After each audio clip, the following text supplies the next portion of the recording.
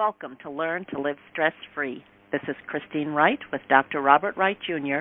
of www.stressfreenow.info. Hi, this is Dr. Bob, the Stress and Pain Relief Doctor, coming to you today from Quebec City. And today's travel tip is to encourage you to get out there and travel. The latest reports show that there's a fairly long delay for getting brand new passports or passport renewals.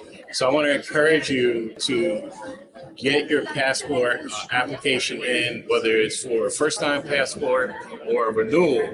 Also, what you should do is a Google search of places that you can go without a passport, just your driver's license and birth certificate. I believe Canada is one of those places, and I believe the Bahamas and some other places that you can go, like to Puerto Rico, to St. Thomas, and you don't have to have a passport.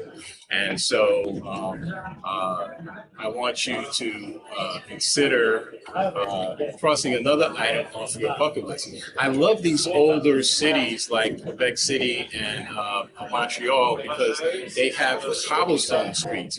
When I was a kid, I remember in Manhattan, there were many streets. I grew up in Harlem, and there were many streets that had cobblestones. And I can actually remember horses coming down on the cobblestones, and it was a little dicey when it would rain because cobblestones are very slippery, and so the horses would sometimes slide.